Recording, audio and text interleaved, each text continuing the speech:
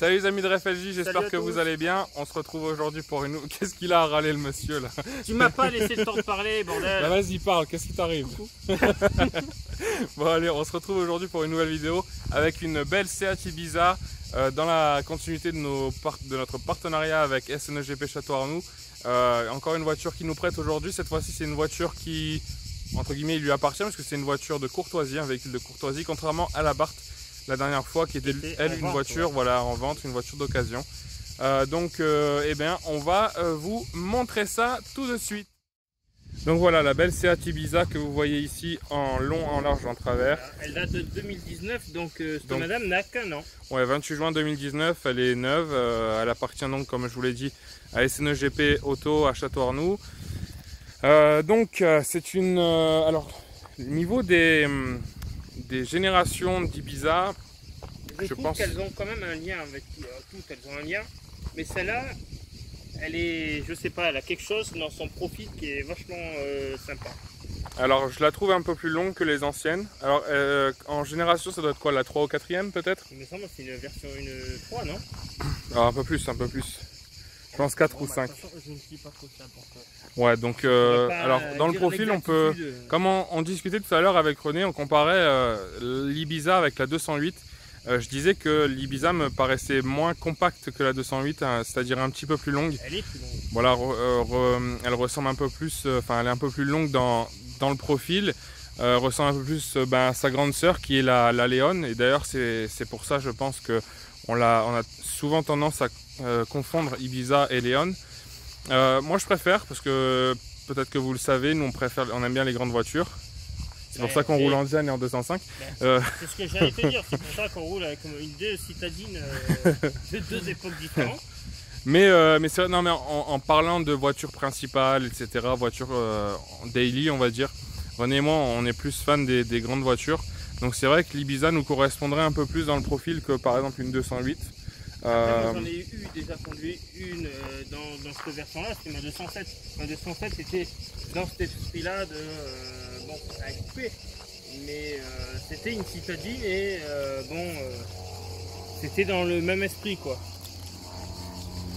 Voilà, donc là on est en présence d'un moteur essence 3 cylindres, 1 litre TSI 80 chevaux. On a pu l'essayer sur une courte distance. C'est un moteur qui est très sobre, très agréable. Il est vachement souple. Il est très souple. En ville, c'est un bonheur. Moi qui ai pu conduire les 3 cylindres PSA sur une 208 et sur un C3 Aircross, j'ai pas du tout aimé. C'est pour ça d'ailleurs que je pense pas qu'un jour je partirai sur un 3 cylindres PSA. Mais par contre le 3 cylindres de la Ibiza, et je trouve très agréable, très souple. Il a du répondant. Et puis il n'a pas ce côté un peu nerveux dans le mauvais sens que peut avoir un autre moteur de chez PSA par exemple.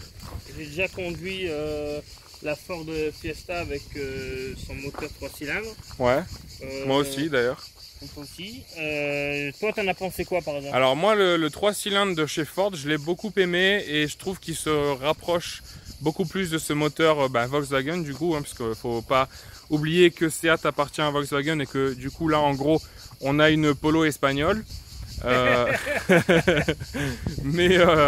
Mais c'est vrai que le 3 cylindres de la Fiesta était beaucoup plus agréable que par exemple chez PSA. Après peut-être que j'ai conduit, on va dire entre guillemets, les mauvais 3 cylindres PSA. Je ne sais pas si c'est comme ça sur tous les moteurs, bien que sur la 208 c'était le 68 chevaux, la 208 que vous connaissez, hein, que j'ai déjà filmé. Là c'est un 80, oui, mais sur le C3 Aircross que j'ai pu essayer, il faisait une centaine de chevaux, si je me trompe pas, il devait faire 115, quelque chose comme ça. Et il était vraiment pas agréable non plus, j'ai vraiment pas aimé. Bah moi, quand j'ai essayé la Ford, j'ai été vachement surpris parce que c'est une conduite différente avec ces moteurs-là. Je sais pas si tu as senti la même chose, c'est un environnement différent. Ouais, la conduite, c'est différent. Disons que c'est un moteur essence turbo, donc forcément nous on est habitué au moteur essence atmosphérique sur nos deux voitures principales, voilà, en essence et des Atmos. À l'époque je conduisais que des diesel. Ouais. La 207 c'était un litre en HDI et la C5 c'était un 2 litres HDI. Quand je suis passé sur le moteur EcoBoost en essence de la Ford, j'ai été complètement dépaysé. Je savais plus où j'habitais, quoi. Donc dites-nous en commentaire si vous avez déjà eu l'occasion de pouvoir conduire des moteurs essence 3 cylindres. Dites-nous si vous avez essayé d'ailleurs plusieurs marques de ce type de moteur, par exemple comme on vient de le dire, les moteurs PSA, les moteurs du groupe VAG, les moteurs Ford, etc. Et puis dites-nous un petit peu votre ressenti à vous. Nous, ça n'engage que nous, bien évidemment, et c'est nos ressentis personnels et non pas, c'est pas une vérité. On ne dit pas la vérité publique, voilà. Par exemple, voilà. On dit ce que nous on ressent et ce qu'on pense de ce qu'on fait, ce qu'on voit, donc c'est nos expériences. Parlons un petit peu maintenant du design. Moi, j'ai noté quand même pas mal de choses. On sait que sur les véhicules du groupe VAG, justement, c'est des voitures qui sont assez sobres, assez passe-partout, comme tu l'as dit tout à l'heure d'ailleurs en off. Et c'est des véhicules, personnellement, je pense que toi tu as le même goût. J'aime bien les voitures taillées avec des formes, avec des rondeurs, comme la DS4 par exemple. Il y a des arêtes un petit peu partout. C'est vraiment une voiture qui a pas mal de formes. Là, bon, ça c'est un peu plus calme, mais je dois dire quand même qu'il y a des efforts qui ont été faits avec par exemple cette arête qui court ici jusque quasiment la fin de la portière passager et qui est relayée légèrement plus haut, si tu peux faire voir René, voilà cette ligne là, et qui va aller se jeter dans le feu arrière avec une redescente dans la séparation après, voilà, dans le panel gap. Après elle rejoint donc le panel gap qui est ici. Et j'ai l'impression que si on fait ça, elle rejoint celle-là. Ouais, c'est vrai. Et cette ligne que René vient de vous faire voir, que j'aime beaucoup aussi. Alors moi je trouve que c'est joli et on voit pas mal cet élément de design finalement sur les voitures modernes. Je pense que c'est en remplacement des baguettes en plastique latérales qui étaient à l'époque. Voilà, comme je sais pas si vous pouvez voir sur le partenaire là-bas, vous voyez au milieu de la carrosserie entre les deux roues, on voit un gros trait noir. À l'époque, sur toutes les voitures, on avait, c'est un élément en plastique, on avait cet élément de carrosserie qui était là en protection au cas où qu'on tapait la portière ou quoi, sur une autre voiture ou sur un mur, etc. Et je pense que cet élément-là, alors peut-être pas qu'il est aussi efficace au niveau de la protection, puisque là tu tapes carrément sur la tôle, mais je pense que dans le design, ça remplit un petit peu cette partie basse. Oui, c'est vrai que si on imagine, donc imaginez la portière elle est lisse. Ça coupe quand même à la limite. Il y a certains véhicules qui l'ont. Après, ça dépend des marques s'ils ont envie de faire dans le design. De ce côté-là. Ensuite, on va passer sur la partie arrière. Alors, j'aime beaucoup le style des feux. On vous fera voir tout à l'heure la signature lumineuse. Mais déjà là, vous pouvez voir en statique, sans que ce soit éclairé. Je trouve que le design est très bien. On a un petit diffuseur, un petit peu bizarre, avec un gros creux au milieu. Voilà, c'est pareil, les goûts et les couleurs, avec un petit effet de nid d'abeille juste au-dessus. Ensuite, on a cette ligne que René est en train de nous montrer. Ça suit le prolongement des lignes entre guillemets du phare. On dirait que le phare, voilà, il est comme ça et ça souligne le coffre. C'est super bien. Alors, je trouve qu'elle a pas mal de ressemblances avec la dernière Polo.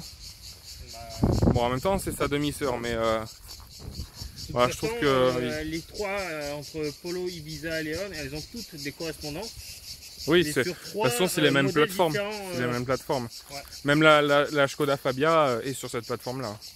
Ici, petite pub, SNEGP Auto, location Château Arnoux avec le numéro de téléphone si jamais vous êtes intéressé.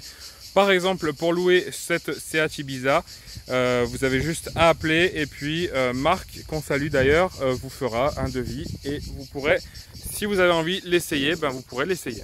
Donc je ne sais pas si en appelant via notre nom ça marchera, hein, mais faut essayer. Alors il y a moins 50% en disant que c'est de notre part et nous on touche les 50% supplémentaires. Non, 75 parce que du coup on prend un petit peu plus quand même. Les vidéos elles sont pas gratuites. Eh oui, non, on rigole bien sûr. Donc voilà, après on passe sur la deuxième partie. L'occasion, c'est exactement la même. Hein. C'est la même, mais là on peut vous montrer les jantes. Qui sont des jantes tôle avec, on peut le voir, des jantes tôle. Et oui, j'en perds mon latin. C'est bel et bien des jantes alu, excusez-moi. Des jantes alu, on voit le tambour de frein. Tu vois, je suis quand même encore étonné qu'en 2020, enfin 2019 pour la voiture, on a encore des tambours de frein alors que sur ma 207 par exemple, qui était de 2006, j'avais un disque, même s'il était fin et petit, c'était pas un disque sport, ouais. J'avais un disque. Mais là après on fera voir surtout à l'intérieur, je pense qu'on est sur une finition relativement basse, donc je pense que les Après, étriers... voilà, ces jantes-là, elles sont pas moches, mais... Voilà, elles font petites, c'est du 15 pouces. J'aurais voir ici la taille. J'aurais peut-être mis du 16 qui serait arrivé là. Ouais, bon, pour 17, remplir hein. un peu plus le passage de roue. Ouais. Bah après, tu vas me dire, ça fait un peu, entre guillemets, on-road, tu sais, un peu grosse, un peu passe-partout, quoi. Bah après, c'est une citadine d'entrée de gamme, donc on l'imagine. Donc je pense que... Les citadines d'entrée de gamme n'ont pas des grosses roues. Ouais, voilà. Comparé c'est aux SUV les grosses roues qui sont... roues directement. Les grosses roues qui sont plus chères aussi. Ah bah à l'entretien, les pneus, c'est pas les mêmes Non, prix, pas à l'entretien, mais même à l'achat. Oui. Là, je pense que les petits budgets, bah, c'est justement tout fait pour avoir le chiffre le plus bas possible. Donc évidemment, il ne faut pas mettre des grandes jantes. On parlait aussi tout à l'heure des rétroviseurs qui sont magnifiques. C'est une de mes parties préférées de la voiture. Bah, pour moi, je pense que c'est même ma partie préférée. Parce que vraiment, ils sont très très bien taillés. Là, après là, franchement, ça fait... Faut voir cette forme. Ça fait coupe vachement... Avec ici un petit voyant, alors ça c'est un répétiteur de clignotant et on a... Si vous savez pas, c'est voilà, et on n'a pas... le bruit, la signalisation intérieure, vous avez la signalisation extérieure aussi maintenant. Et on n'a pas essayé, peut-être qu'il y a l'avertisseur d'angle mort. Ça on n'a pas pu le tester pour l'instant. On verra peut-être tout à l'heure. Ensuite la face avant, qui elle aussi est relativement jolie avec le tour de calandre qui est chromé. Le tour de calandre chromé avec un petit décroché ici. Voilà, le logo Seat. Le décroché, c'est pour souligner le logo, je pense. Ouais, certainement. Ouais. Avec cette palette chromée, ça ajoute quelque chose quand même d'avoir du chrome. Et ici, on a le radar. Moi, c'est le détecteur de... Après, on a une calandre en nid d'abeille. Ici, on n'a pas l'option des feux de brouillard avant, à moins que ce soit intégré dans le bloc optique, mais normalement non. Est-ce que ça ne serait pas les feux directionnels aussi peut-être? Ouais, alors ça, c'est des options qui ne sont pas. Malheureusement, mais bon. Et donc du coup on le saura pas. Et ici là, le style des feux avec encore ici une ligne de style qui revient ici. Oui, on peut retrouver aussi ce morceau de plastique qui va loin dans la calandre. Bon, c'est joli, c'est taillé, c'est gentil, mais ça a le mérite d'être là. Et puis ici on voit aussi les nervures sur le capot. Donc on en a. Quand même le museau de la bête. On en a 2 de chaque côté et 2 au milieu. Bon voilà. C'est tout ce qu'on avait à dire sur la partie extérieure. Maintenant, on passe à l'intérieur. Alors les amis, on va passer à l'intérieur. La clé est comme ça. J'attends que le focus se fasse. Voilà. La clé est comme ça, avec le bouton évidemment. Puis les déverrouillages de coffre et verrouillage, déverrouillage de la voiture entière. Donc là, on va déverrouiller. Voilà, la signature lumineuse, juste 2 clignotants qui tournent.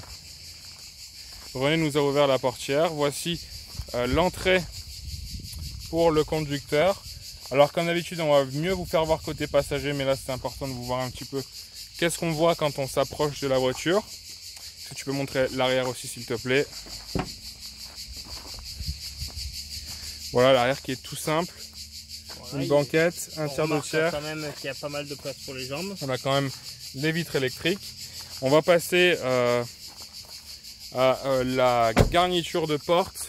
Alors là, les gars, vous allez être déçus si vous aimez les bonnes finitions, parce que là, c'est du plastique dur de partout. Alors, toute la portière, il y a juste un petit peu un genre de tissu ici.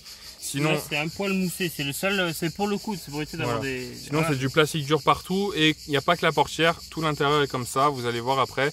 La poignée fait vraiment cheap, mais elle est jolie. Elle a le mérite d'être chromée et d'être quand même bien dessinée. Et puis maintenant, on va passer à la partie passager avant. René, si tu veux, tu peux t'installer au côté conducteur, comme ça tu vas nous faire voir un petit peu toutes les spécificités. Donc pas de seuil d'entrée, hein. C'est directement la carrosserie, le plastique. Mais après les gars, comme on vous l'a dit, c'est une finition, je pense, d'entrée de gamme. Donc elle fait le job et c'est déjà très bien comme ça. Bon, bah alors du coup, j'attaque sur le volant. Ouais. C'est un volant qui est vachement dur. Enfin, voilà, c'est dur, c'est... À noter quand même les surpiqûres à l'intérieur. C'est joli, ça fait cuir, mais je suis pas sûr que ça soit du cuir. Non, c'est du simili ça. Ouais. Bon, après, bon, on a le présentoir avec le logo au milieu. Nous avons le creux là qui est vachement sympa, ça souligne le volant. Bon, après on a toutes les palettes au volant. Bon. Les commandes, ouais. Oui, les commandes au volant. Bon, après niveau clignotant. On a le compteur. Ouais, le compteur il est avec sympa. Des vraies aiguilles. Encore des vraies aiguilles. Bah, tant mieux. Nous qui sommes aiguillards. aiguillards. Non, on aime tout, mais c'est vrai que les aiguilles ça a un charme aussi. Bon, après sur les Komodo, bon, ils sont sympas à prendre en main. Bon. C'est des Komodo Volkswagen, hein. Ils ont la forme par exemple sur la Golf 5 que j'ai bien connue. Après voilà, il y a beaucoup d'écriture dessus, donc on risque pas de se tromper, tu vois. Alors ça c'est un truc, c'est vraiment à prendre en main parce que c'est vraiment différent de ce qu'on peut avoir ailleurs. Il y a énormément d'informations. Il y a plein d'informations, il y a le réglage de l'essuie-glace arrière avec plusieurs types de vitesse, etc. C'est un peu plus complexe je trouve, hein. Bon, après j'ai moins l'habitude sur les véhicules vagues, donc c'est normal. Mais je trouve que c'est un peu plus complexe que les Komodo d'autres marques. Voilà, pour moi. Après, je sais pas si tu peux montrer là. Nous avons les phares qui sont là. Voilà, commande d'éclairage. C'est complètement différent les allemandes. Avec les allemandes sont à noter frérot qu'on a quand même les éclairages automatiques. Donc ça c'est une belle option très pratique. C'est sympa, oui. Après, je sais pas si on a les essuie-glaces auto, je crois pas. Il me semble pas. Alors je vais te donner la clé et puis on va mettre le contact. Et puis vous allez voir un petit peu la cinématique s'il y en a une. Attention, je ne sais pas. Bing. Donc voilà, vous avez le logo Seat qui se met en place avec le gabarit de la voiture et les portes ouvertes. Et ici on a un bel écran qu'on a pu essayer tout à l'heure, qui est très fluide. Et quand vous faites ça, hop, vous changez d'horloge, c'est vachement sympa. C'est du gadget mais c'est sympa. Ouais, c'est. Voilà, moi ma préférée c'est celle-là. Ouais, on a mis ça parce que c'est un peu plus sportif, on aime bien, c'est joli. Voilà, donc après... Tu peux montrer l'intérieur, le menu, les menus, etc. Ouais. Donc là on a le menu avec les stations, donc 1, 2, 3, 4, 5, on va pas vous les citer non plus. Après nous avons, si nous appuyons sur le bouton car, nous avons à peu près les statuts du véhicule, comme c'est marqué là. Donc là ça marchait bon. Ça c'est Full Link. Ça c'est, on peut mettre je pense Apple CarPlay et Android Auto avec câble. Ça c'est un peu dommage. Puisque on rappelle ici, enfin on vous l'apprend même, parce qu'il y a une prise jack et une prise USB. Donc on peut brancher notre téléphone. Donc là quand vous appuyez sur Média, vous avez tous vos trucs. Si vous êtes branché, vous aurez votre musique. Ça, le téléphone, ça cherche le téléphone en Bluetooth, donc elle a le Bluetooth, vous avez tout ça. Bon là vous avez le son, et puis alors tu n'as pas fait voir ici, on a le menu exact. Avec tous les... Donc radio, média, Full, bon vous avez alors, tout. Fais voir le petit, bon alors c'est classique maintenant sur les voitures modernes, mais nous c'est un petit gadget qu'on aime bien. Fais voir les tonalités, le réglage. Alors là, quand vous avez de la musique par exemple, là comme vous voyez il y a un cercle rouge. Et ce cercle rouge dit que la musique est diffusée dans l'ensemble du véhicule. C'est-à-dire que quand on se met à droite ou à gauche ou devant derrière, on entendra la même chose d'où est-ce qu'on soit. Sauf que avec le doigt, vous pouvez bouger. Hop, là je vais entendre que mon côté, ou alors que là, ou alors que devant, ou alors que derrière, ou que là. Par exemple, imagine vous avez une personne là qui veut pas la musique, vous lui mettez là, il n'entendra rien du tout. Et si vous appuyez là, ça se remet au milieu, c'est vachement sympa. Ça évite dans les réglages de toucher, c'est vachement sympa. Exactement, et puis vous pouvez voir en bas de l'écran le petit logo SD avec la possibilité de pouvoir intégrer une carte SD. Donc c'est une grosse avec la micro SD qui va dedans. Ensuite on continue avec ici le panel de clim, ventilation. Alors c'est pas une clim auto, mais il y a la clim quand même. Voilà, donc c'est pas un écran tactile non plus. Je sais pas sur les autres modèles. Moi j'aime beaucoup quand il y a ce petit panel là. Alors je suis pas contre les écrans. Un écran comme celui-ci c'est largement suffisant. Peut-être un peu plus d'options sur des véhicules un peu plus perfectionnés on va dire. Mais un écran juste, même à la limite ça prendrait toute cette place là. Mais juste un écran là c'est bien. Mais moi j'aime beaucoup quand il reste quand même des boutons, qu'il y ait quelque chose qu'on puisse par exemple. Voilà.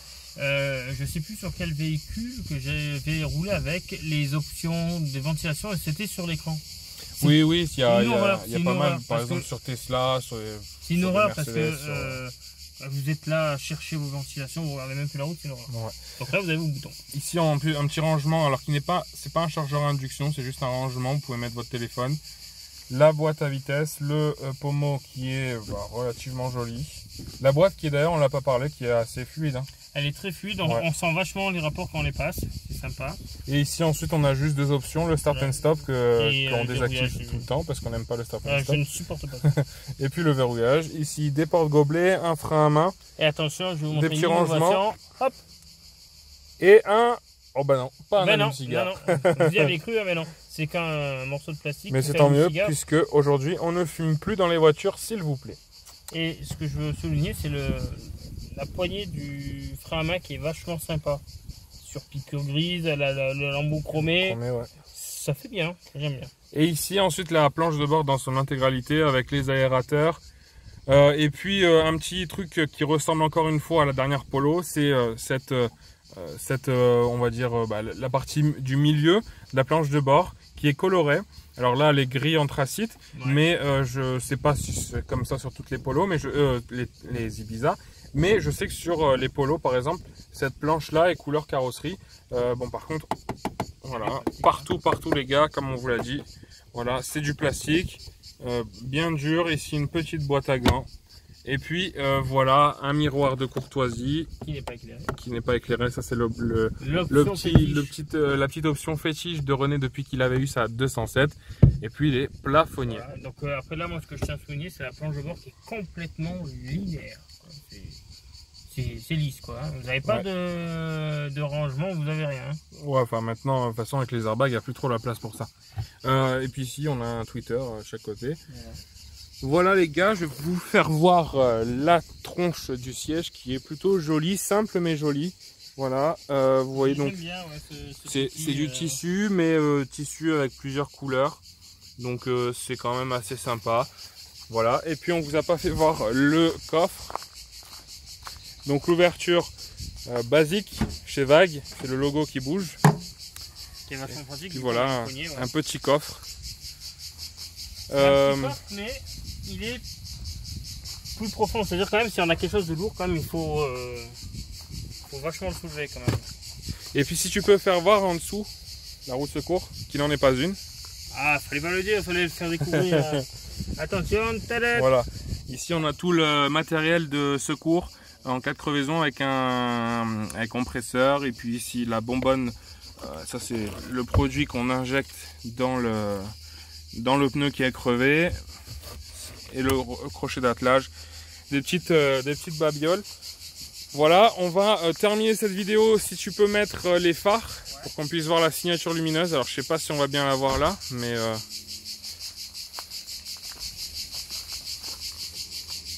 voilà, donc c'est très beau. Voilà, c'est de la LED. Qu'est-ce que tu en penses? Ben, je trouve que d'ailleurs de jour ça se voit. Ça se voit. Ça se voit très bien.